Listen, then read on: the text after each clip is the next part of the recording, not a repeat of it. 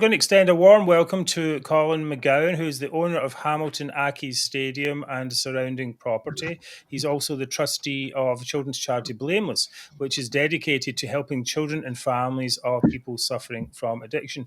Welcome to the show, Colin. It's a pleasure. Thanks for having me. To have you with us. Tell us a little bit, to get started, tell us a little bit about your journey with recovery.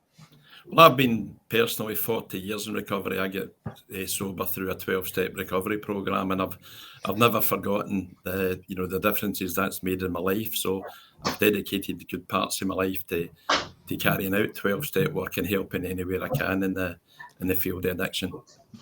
And Colin, just how bad is the problem in Scotland? In Scotland, it's quite unbelievable. See, to get into some of the facts, obviously I've been involved in it a long time, and I know most of the numbers to memory. Last year there was 1,330 drug deaths, again an increase. 1,245 alcohol deaths, again an increase, and there was 753 suicides, and many of them involved the alcohol and drugs, although there was also mental health issues, and that and it's just climbing all the time. It's just getting worse. Well, in the video that we're going to show after the show, you say that there's over 28,000 people have died in the past decade, and you describe that as a decade of pain. What have you been doing about this? What kind of efforts have you been making to try and improve this problem? We worked for 2 years. I've worked for many years, but we worked for the last 2 years with the Blue Triangle and Ian McFarlane, a remarkable man that we worked for, to bring a recovery and wellbeing village where it was much needed into the heart of Lanarkshire, and it wasn't to be. Well, why was that? Was there some problem with government response? Well, initially the government engaged with Angela Constance, the then drugs minister, and it all sounded very positive. There was it got so much support. Every one of the addiction services supported it, every one of them. Cross-party political support. There was a letter of support from the Lanarkshire NHS. There was people cried when they heard at the village, when they seen the plans and 28 beds that could have brought so much recovery. And this was never expenditure. This was investment. This was investing. The cost to the Scottish government, the cost to the taxpayer. We have to address it. Forgetting, see the pain and destruction it causes inside the lives of families. It's also costing massive problems within the Scottish economy. Well, we often say in this show that, I suppose the evidence also points that the Scottish government is big on promises but very short on delivery. Is that what you found? Well, I've often said paper can't help what's written on it, but there's almost no follow through. There's an awful lot of turning up for photo opportunities. There's an awful lot of, last night in the news, the 6 o'clock news, the new drugs minister, I don't want to be unfair because she's not had any chance yet to do anything, but she's making claims as 150 lives saved through minimum pricing, which is just absurd. I wish, see if she could spare, I've emailed for meetings, but see if she could spare 15 minutes or 20 minutes to look at that. I mean, see if you look at the cost of ciders, beers, things that, see the fact that making a minimum price on something is saving alcoholics and people that drink themselves into despair, lose their lives, that they think that 2 or 3 pence is making a difference, and then making headline statements, "We're saved 150 lives." It's disappointing. Listen, I'm not here to criticise the Scottish government, whatever they do. They are what they are. But would you say that they've taken their eye off the ball on this, on drugs and alcoholism, suicides? Nicola Sturgeon says she took the eye off the ball. She's dropped the ball. They've lost the ball. That's it's now they're just giving it lip service. High salaries are non-achievers. That's the reality of it. And I don't see, honestly, they're probably decent enough people in a very difficult, but they're so far off that, just so far off getting anything right. Otherwise, why would Scotland be 3.5 times higher with death rates than anybody else? Why have we got 25,000 people parked on methadone? 25,000 in Scotland. Wow. It belies no reduction programs in place. Nothing. Well, another thing that you do is you go into schools to do educational programs. You have this thing, it's called Education Intervention and Prevention. Can you tell us just a little bit about that? Well, that's the Talking Schools Drugs programs. We've been doing that for 6 years. It's absolute. See when we get right and see the children. See now, it's became clear that see the promises for recovery beds. They're no coming. They might as well. See that. I had an email that they said that in this Parliament they're going to increase the rehab beds from 425 to 650. They aren't and they won't. I'll be.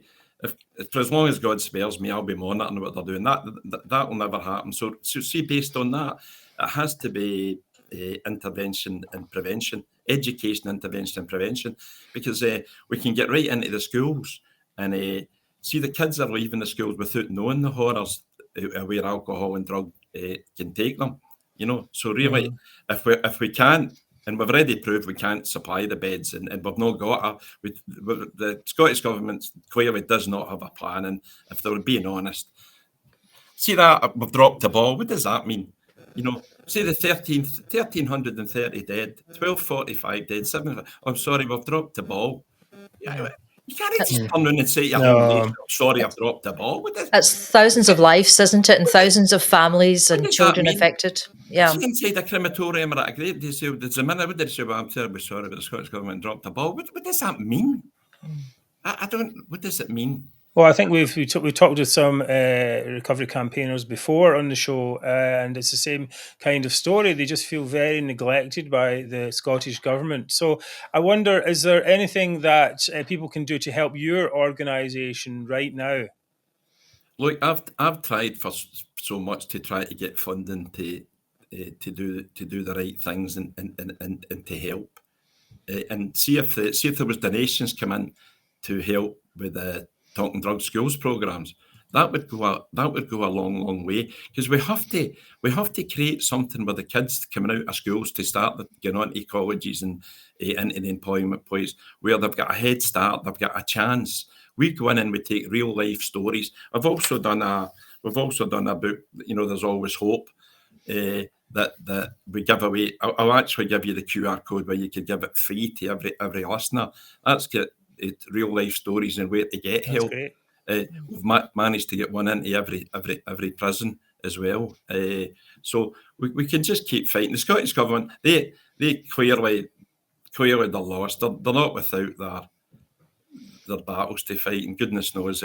But any government, see whoever it is, whether it's SNP, the Labour, whoever it might be, they're going to have to get up to the plate, but they have to stop turning up at places they select where they go to. I've sent emails pleading them to come and see me. I've been the work we do here has been praised in the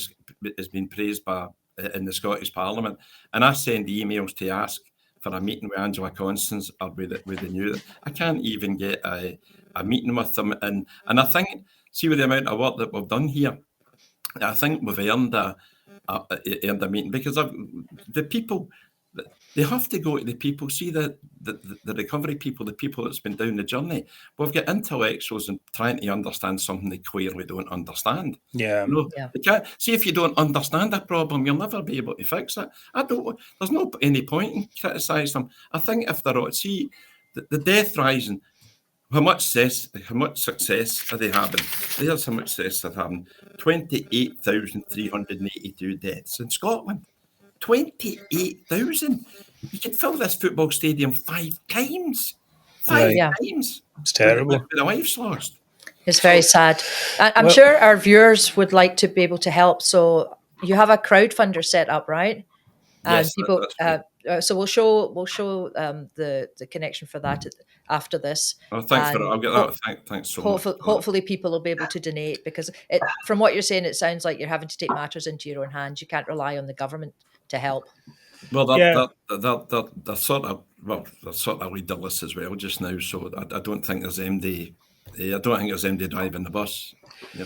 Well, that's a whole different matter. Okay, Colin, thank you very much for coming to see us today. That was Colin McGowan, who is owner of Hamilton Accies Stadium and trustee of children's charity Blameless, which helps children and families of people recovering from addiction. Thanks so much for having me. Thank you. Thanks, Colin. We get quite impassioned at the end there by Colin. You can see his frustration at the Scottish Government. If you remember a few months back, we had Anne-Marie Ward on the show, and she also runs another drug rehab charity, and the story was very similar. It seems to be the case when anyone is not in the government, anyone privately comes up with some kind of initiative, the Scottish Government just really shoots it down. They don't want to be involved, and they're just not interested, really. Look at how you can help. You can go to Crowdfunder, Talking School Drugs Programme, and I put this wee QR code up here, which you see there. You can just rewind the show, put that into your phone, and go and have a look at it. They've just started this thing here, so we've got a big target.